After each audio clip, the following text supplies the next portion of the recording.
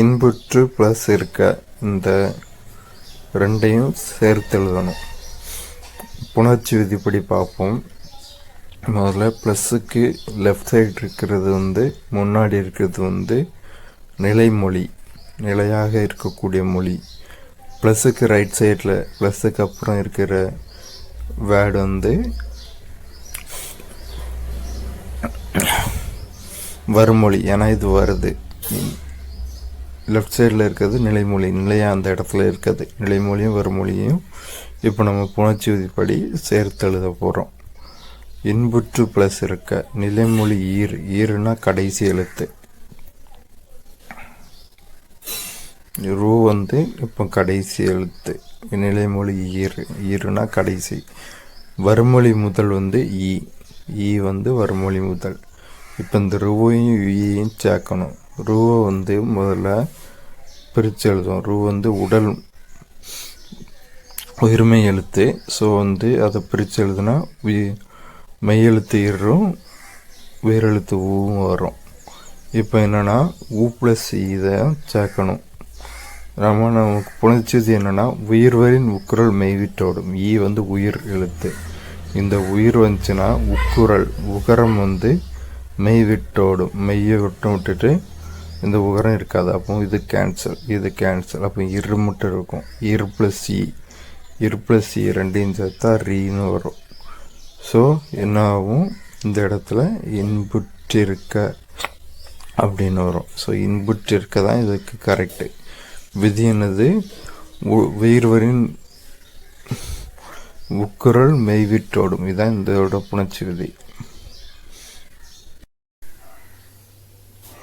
தமிழ் கூட்டல் எங்கள் இதை சேர்த்து எழுதணும். நிலைமொழியில் தமிழ் இருக்குது, வருமொழியில் எங்கள் இருக்குது. நிலைமொழி இல்லு, வருமொழி முதல் ஏ. ஸோ இல்லு ப்ளஸ் ஏவை சேர்த்தோம்னா நமக்கு என்ன கிடைக்கும்னா லே கிடைக்கும். இது என்ன விதினா, உடல் மேல் உயிர் ஒன்றுவது இயல்பை. இது உடல் உயிர்மெய். இது உடல் மெய்யெழுத்து.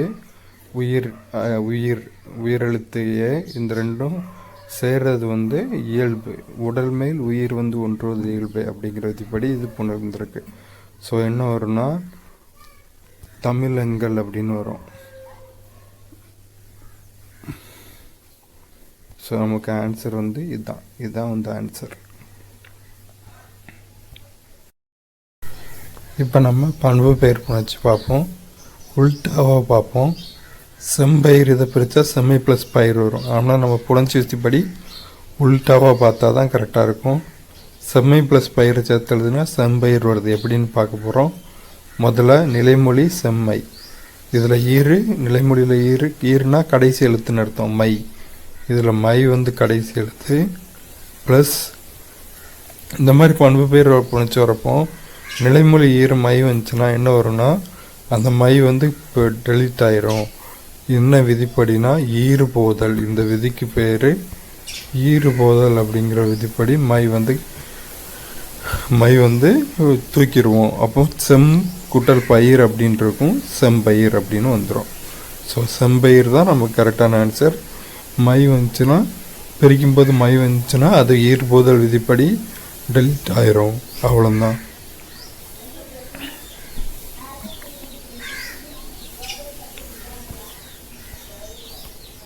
எட்டு கூட்டல் திசை எட்டு திசை. இதில் எட்டு கூட்டல் திசை எட்டு திசை. இதில் எட்டுங்கிறது 8 10. இந்த ரெண்டு பேருக்கு முன்னாடி இந்த ரெண்டு நம்பர்ஸ், அதாவது நம்பர்ஸை சொல்கிறோம்ல 8 10ன்னு. இந்த 8 10க்கு அப்புறம் வல்லினம் இருக்கும். மற்ற நம்பருக்கு முன்னாடி வல்லினம் வைக்காது. ஸோ 8 கூட்டல் திசை 8 திசை. வல்லினம்னா கசடத பற. ஸோ 8 10 ஆகிய பெயர்களுக்கு பின் வல்லினம் வரும். 8 திசை தான் கரெக்டானது.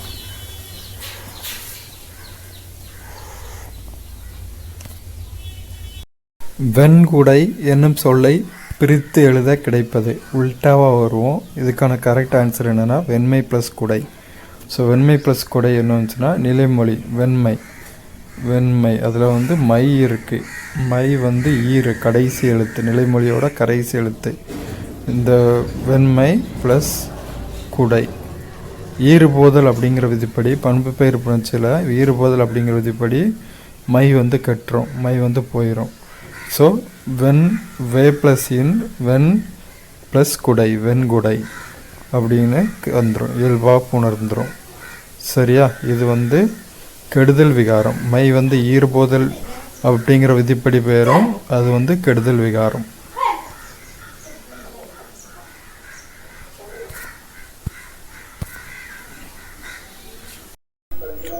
பொற்கோட்டு என்னும் சொல்லை பிரித்தெழுத கிடைப்பது பொன் ப்ளஸ் கோட்டு. அதாவது பொன் ப்ளஸ் கோட்டுங்கிறத சேர்த்தோன்னா பொற்கோட்டுன்னு வரும். ஸோ புணர்ச்சி விதிப்படி எப்படி வரும்னு பார்க்கலாம். முதல்ல எடுத்து எழுதிக்கலாம். பொன் ப்ளஸ் கோட்டு. இந்த இதில் பொன் கோட்டு அப்படின்னு நம்ம எழுத முடியாது. எப்படி வரும்னா, இந்த இன்னுக்கு இனமான இருங்கிற எழுத்து சேர்ந்து பொர் ப்ளஸ் கோட்டு பொற்கோட்டு அப்படின்னு வரும். இன்னுக்கு இனமான இருங்கிற எழுத்து வந்து, அதாவது கசட தபருக்கு இன எழுத்துக்கள் எதுனா நினைன நம்மன. ஸோ அதில் இன்னுக்கு 2 சொல்லி இன்னுக்கு இன எழுத்து இரு. ஸோ இன எழுத்து வரும். அதனால் பொன் ப்ளஸ் கோட்டு பொற்கோட்டு அப்படின்னு வந்துச்சு.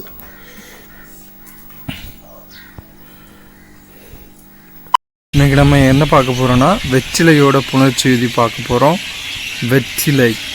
வெற்றிலையை பிரித்தா எப்படி வரும்னா, வெறுமை கூட்டல் இலை அப்படின்னு வரும்.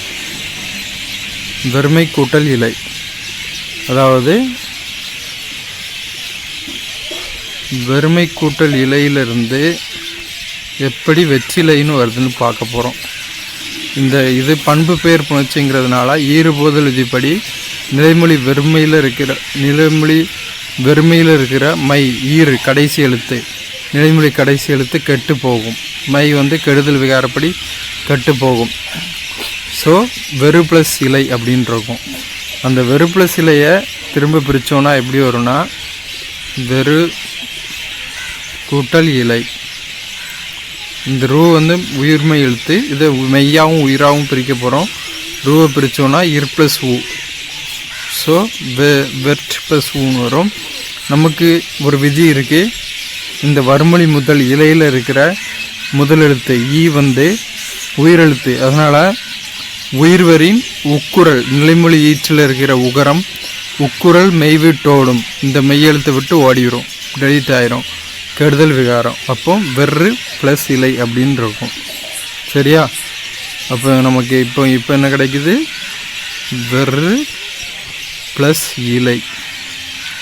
இனிமே என்ன ஆகுனா, தன்னொற்று இரட்டல் அப்படிங்கிற விதிப்படி இரு கூட இன்னொரு இரு வரும்.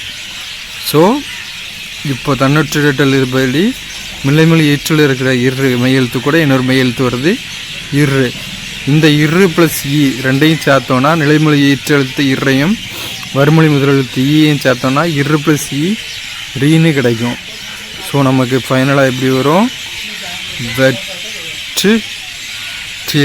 வெற்றிலை அப்படின்னு ஃபைனலாக கிடைக்கும். அவ்வளோதான், ரொம்ப ஈஸி தான்.